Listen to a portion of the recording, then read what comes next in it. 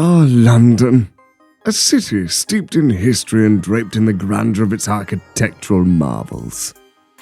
From the remnants of Roman times to the pinnacle of the 21st century opulence, it's never failed to showcase the array of luxurious dwellings that have housed the city's elite.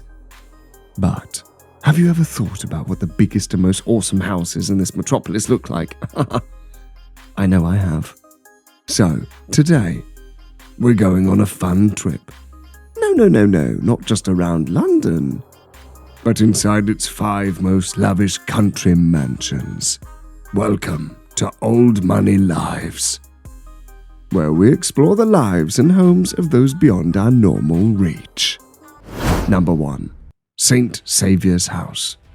St. Saviour's House, tucked away on Walton Street in Knightsbridge, was originally built in 1838 by George Bassevi, the architect behind Belgrave Square. However, this Grade 2 listed building started life as a church. Can you believe that? A house of God is now the house of a millionaire. It's a church that has now been turned into one of the most luxurious homes in London. Let me take you through the journey. Come with me. Back to 1998. The Diocese of London sold this historic building for a mere £1 million. God, that's bloody nothing, mate.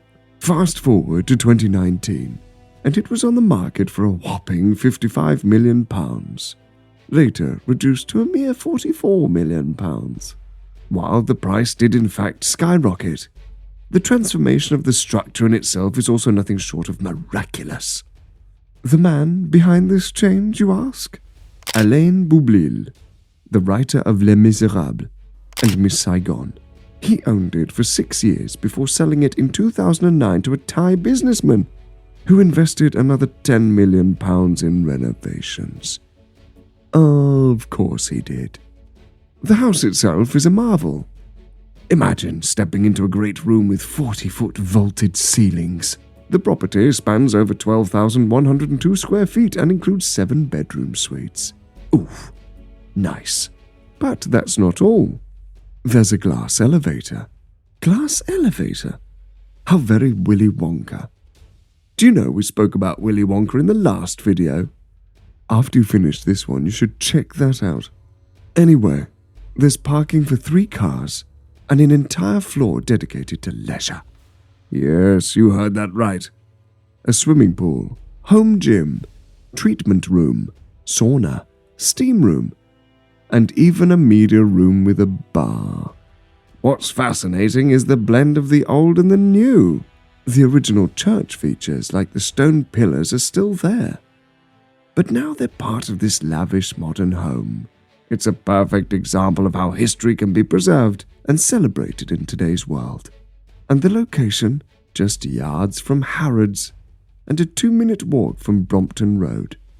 It's right in the heart of Knightsbridge. The only thing it's missing, ironically, a chapel. Number 2. Rutland Gate Mansion. I bet when you think of London's most expensive properties, you picture pristine, lavish interiors, right? Well, 2-8 Rutland Gate breaks that mold. This mansion, despite its hefty price tag of around $221 million, is currently in a state of disrepair. Oh no! Oh no! Originally designed as 5 flats, including one for a caretaker. Got to look after the help, don't you know? This property was transformed into a single-family home in 1998. It's had a string of high-profile owners, from the late Crown Prince of Saudi Arabia Sultan bin Abdul Aziz to Chinese billionaire Chung Chung-kyu, who bought it for a record $232 million. The current owner is a bit of a mystery, referred to only as an overseas family. Who do we think that is? Let us know in the comments. Now, the mansion itself sits with 45 luxurious staterooms, 20 bedrooms, a swimming pool, a health spa, and a gym. Oh, and an underground garage. But here's the catch. It's been over a decade since anyone actually lived there. Oh, the mystery deepens. Now write something else in the comments, because there's no way it's the same thing. The late Crown Prince filled it with gold-plated accessories, from tissue boxes to waste paper bins. And even bejeweled chandeliers and jewel-encrusted bidets and curtains. Wait a minute. Did I read that right? Jewel-encrusted bidets. Oh my god. Where do I get one? I need one now. But since his passing in 2011, the mansion has fallen into disrepair. Oh no, again. Photos show a stark contrast between its former glory and its current state. It's like a grand old building waiting for someone to breathe new life into it. And with plans for a triple-height ballroom and 2-floor garage, the potential is enormous. Wait, what? Check that again. Plans for a triple-height ballroom. Who on earth has bought this house? Let us know in the comments. What do you think? The location in the affluent Knightsbridge district just south of Hyde Park adds to its allure. It's near Kensington Palace and offers views of Hyde Park from 68 of its own 116 windows. Knightsbridge is where property prices average around $18 million, making it one of the most desirable locations in the world. At this point, we'd like to please ask you to hit that subscribe button and share to dive deeper with us into this world of lavish living. More stunning content awaits. Stay tuned. Number 3. Hana Lodge. Up next is the Hana Lodge, designed in 1827 by John Nash, the same architect behind Buckingham Palace, for Colonel Sir Robert Arbuthnot, a hero of the Napoleonic campaigns. The modest mansion size belies its spacious and luxurious interiors, and the house has also seen several alterations over the years, including an expansion by Edwin Lutyens in 1910. After Colonel Arbuthnot, you see, the lodge was leased in 1947 as a residence and part of Bedford College. In more recent times, Hana Lodge has been owned by Crown Estates and was leased to a private client in the mid-1990s. The lodge has been meticulously maintained and modernized, though. Extensive alterations to the property included fitting out opulent bedrooms, luxurious bathrooms, a new kitchen and utility rooms. The installation of a lift, food hoists, and extensive electrical, mechanical, and high-tech audio-visual systems further helped update the lodge, without detracting from its historical charm. Food hoists. Food hoists. Interesting. The private leisure area, spanning 140 meters squared, is another highlight. It includes a main swimming pool, a yoga room, a training room, a massage room, a hammam, a sauna, and changing rooms. The pool, constructed with a floating floor, can alter its depth and convert it into a ballroom. What? Wow. Attention to detail was paramount in the refurbishment, especially in the design elements. Bespoke features like ironmongery, joinery, and marble were incorporated, with all finishes specified to an exacting standard. The plasterwork was carried out with such precision that it won several industry awards. Original features were restored from hand-drawn designs, formed using intricate custom molds, and employed to striking effects on the walls.